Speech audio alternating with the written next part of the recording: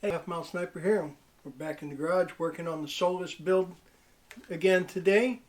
And today we'll be mounting our scope. We've got rings, we've got the scope, we've got more stuff on the way, and hopefully we'll be able to get this out to the range soon and get the first shots down range.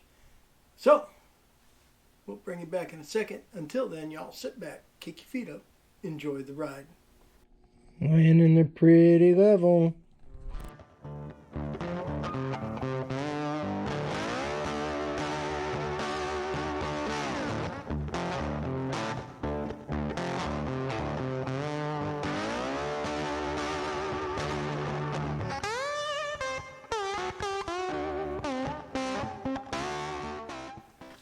Alrighty, y'all. So, for this build, I chose to go with a Vortex Venom.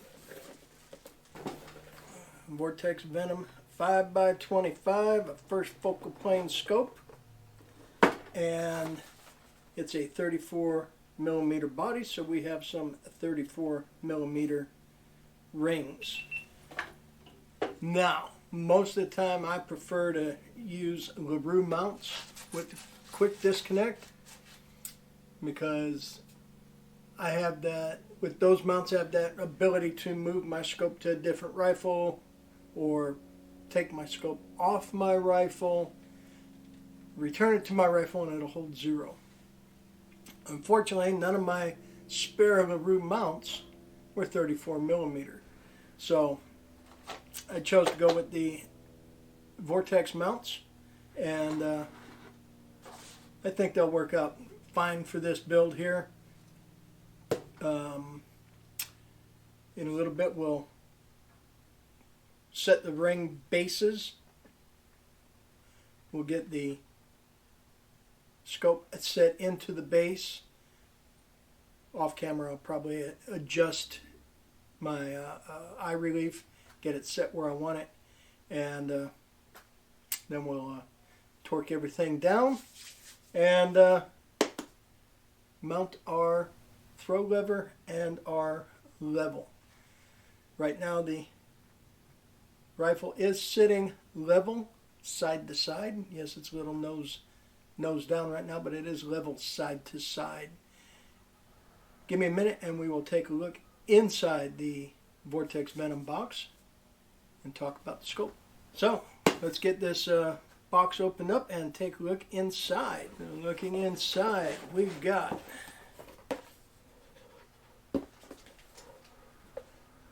our Vortex paperwork. We got our scope laying in here, and this I think is the first one that's been boxed up in this fashion.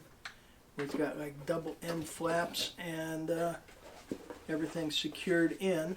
It's also my first 34mm scope. So let me go ahead and pop all those end pieces off, and we'll take a look. Well, didn't have to pop that one off, it just fell off. Okay, I had to bend down to get the other end that fell. And in the other end here, we have the sunshade, a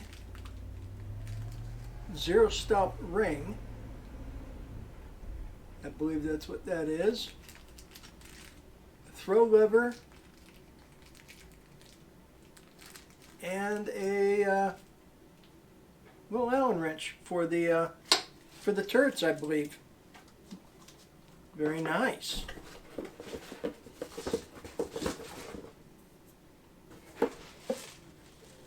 We also have a lens cloth inside. This Vortex has the EBR7 or EBR7C reticle, which is a MRAD reticle. So everything, like everything else I have, it will be in mils. We're going to keep these covers on for right now to help keep the glass clean and clear. Let's take a look at our rings.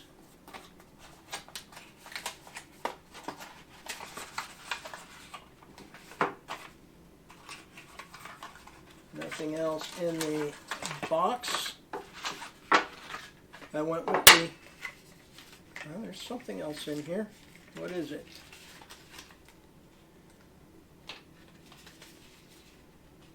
Ah.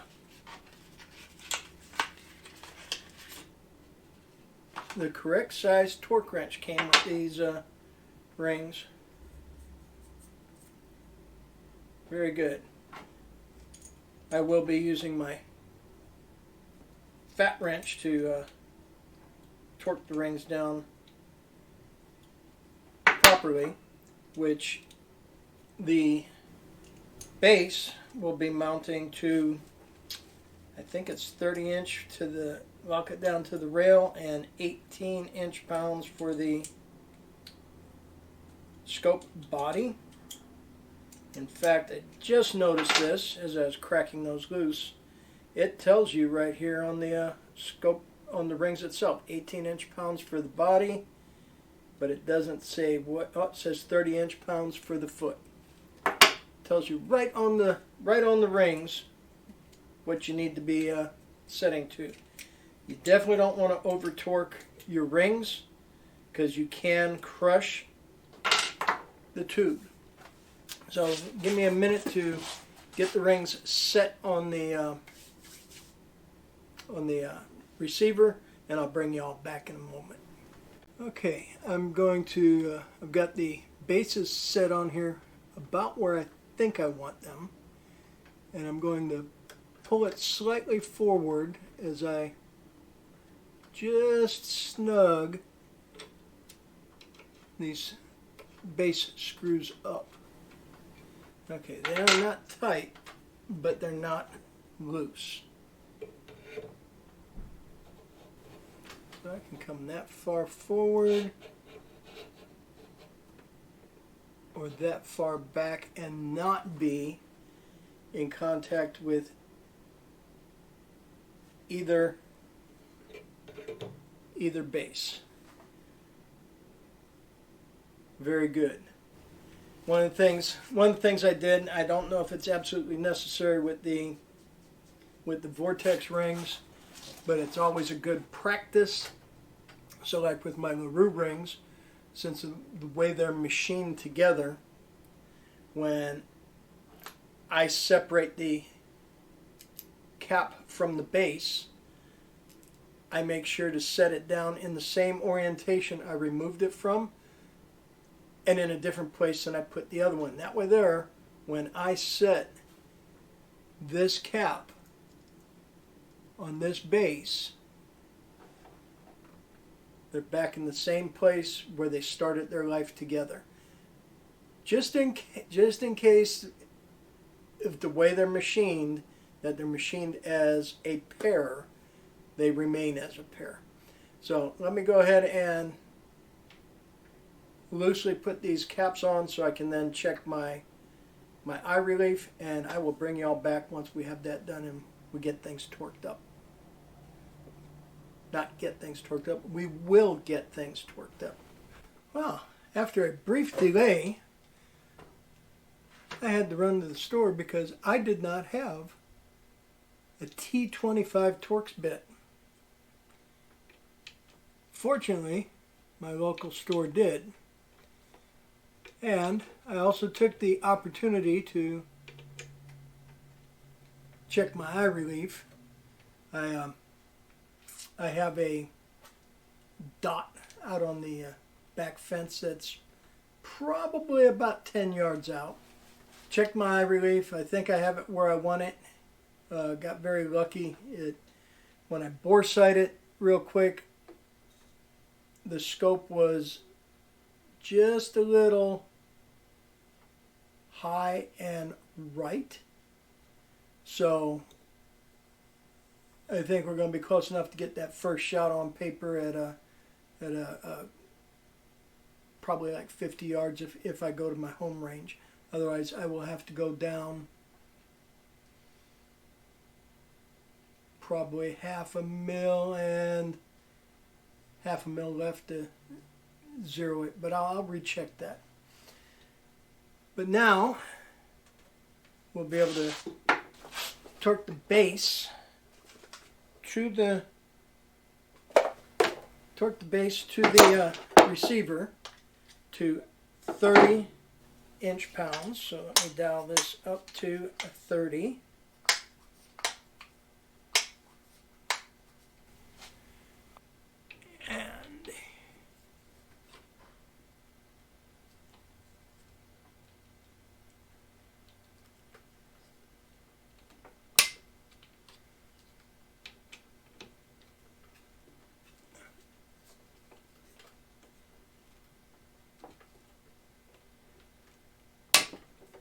So yeah, it was funny when I ran to the store, it took me a while to find just a single T25 bit.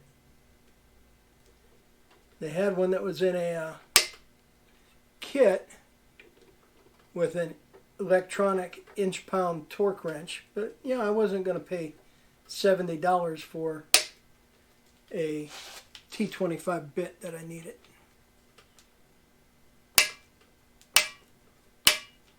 And one more for Ganya.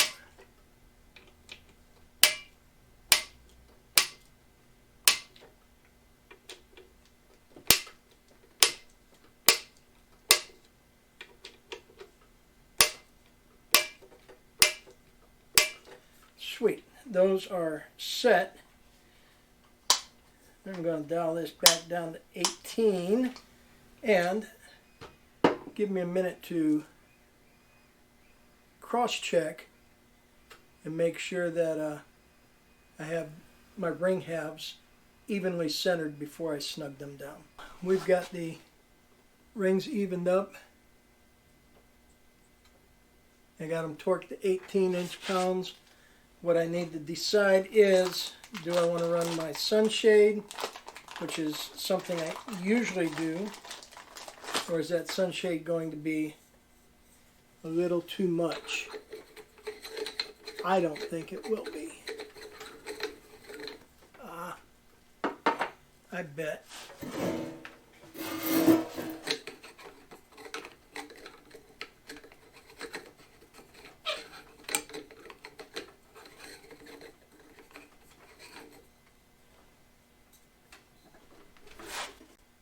Well. Okay, I think we got that all settled down. Gotcha.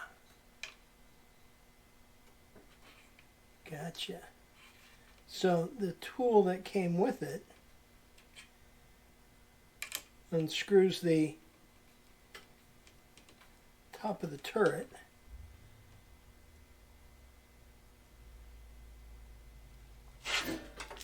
which then allows us to take this piece off to set our zero stop ring, I do believe, but we're not going to set that just yet. Yeah, that's going to thread on there. Put that back to 0. Okay.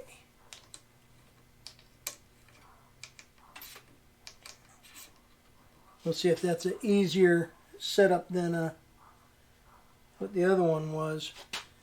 But I don't know what this 2mm Allen wrench is for, because there's no Allen screws to loosen up. Okay, unless if, well, you know, it fits. Pardon, I was out of the shot there, but the 2mm Allen wrench fits the throw lever. So let me get this set up so we can put the throw lever on. Okay, so we're going to set that somewhere right about here, because I like to have my zoom set to 10 power. 25 takes us all the way over there. Down to 5 takes us to there. I actually think I want to back it out just a little bit closer to the numbers. That should be plenty tight. Minimum, maximum.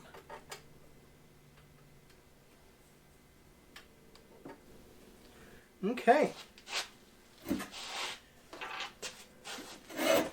Well, I do need to do some reading on setting the zero stop, but we're not ready to even begin doing that yet. So the zero stop ring will go in my bag with me,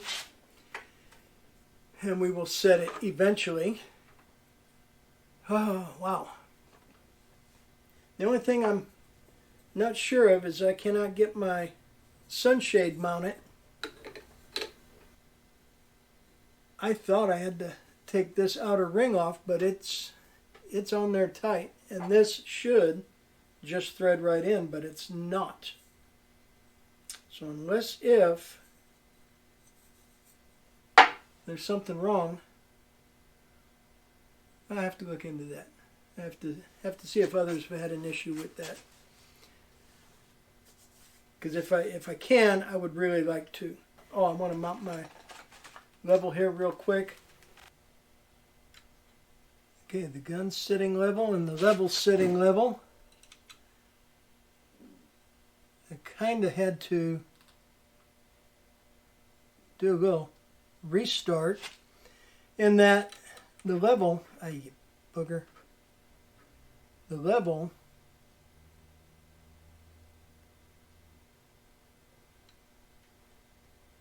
did not fit underneath the scope and the rail. I had to take the scope back off to put the level on the scope, to reinstall the scope and re-level everything. Fortunately, the scope was already leveled in the rings, so it wasn't a complete loss. But it sure was time consuming. Okay, I am going to take a moment to verify what that needs to be torqued to. We're going to pop it out, and well, it doesn't have a torque spec here. So I am just going to go very carefully with my torque wrench and snug it up. Snug it up. We'll try 10 inch-pounds first, and then or probably like 12 inch-pounds, and then we'll ease it up a little bit. Alrighty, well. We got the scope mounted. We got the scope torqued down. We have it leveled, roughly bore-sighted. I have to recheck that. In hindsight, so the rings I went with are medium height, which brings that scope up just a little bit off the barrel, which is nice, but it also brings the scope a little bit lower. So with the cheek riser set where I have my 6.5 PRC, I am too high on the rifle, so I got to run with the cheek riser all the way down. I may even run without the cheek riser. We'll see. Feels pretty comfortable right now. We've got our throw lever mounted. We've got our level mounted, just a simple bubble level. And we're just about ready. I've got my full-length rail from MDT coming in the mail. It's already shipped. I'm pretty happy with that, because at the time when I ordered it, they immediately went back order, and it was talking 8 to 10 weeks, but I'm going to have it in a week. So I'm happy with that. And hopefully it's here really soon, and we will be able to see how much weight that adds on the nose, because let me show you here. Last time I showed you, this rifle balanced pretty good right about here, and right now it is tail heavy. Even all the way, it's like tail heavy even all the way back to the magazine. So we're going to have the weight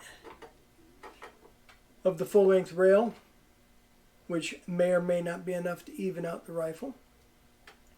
Then we're going to have the weight of our bipod. And if that's not enough, then we will be able to make use of our fore-end weights, our external fore-end weights, to balance this rifle out. All in all, right now, I am pretty happy with this.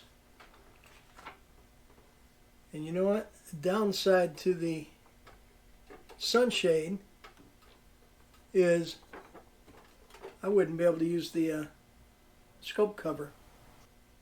Part 5, we got our scope mounted, we got our level mounted, we got it roughly bore sighted. Of course, I did that off camera. I will double check the bore sighting before we put the first round through. And the last thing we're waiting for now is that full length rail, which will hopefully be here next week.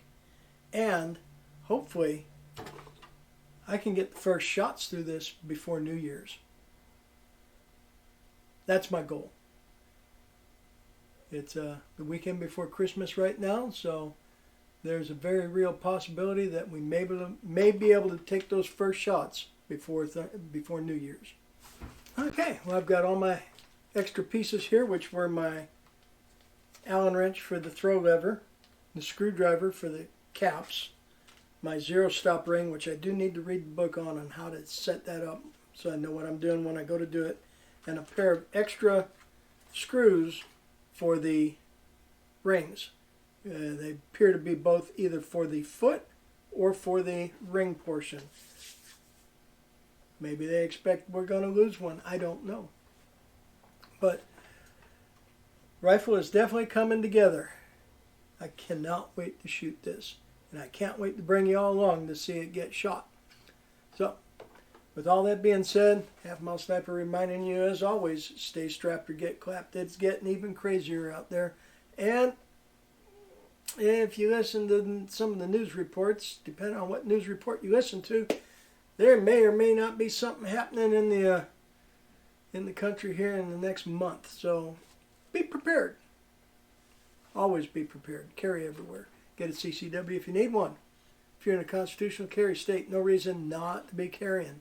I'd get a CCW anyways because you may travel. And especially if that national reciprocity comes through, that'll be a perfect reason to be getting a CCW wherever you're at. So with all that being said, it's Halfmilesniper reminding y'all, thanking y'all again for hanging with me and watching and liking and commenting and chatting with me on the premieres. Thank you so much. We're just a couple hundred viewers shy of 5,000, so we're coming up on that giveaway.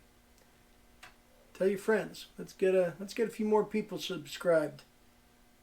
And until next time, y'all stay safe, keep shooting. We'll catch you next time.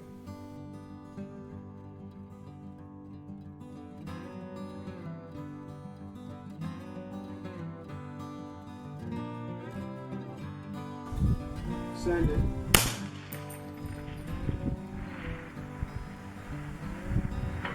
Hit.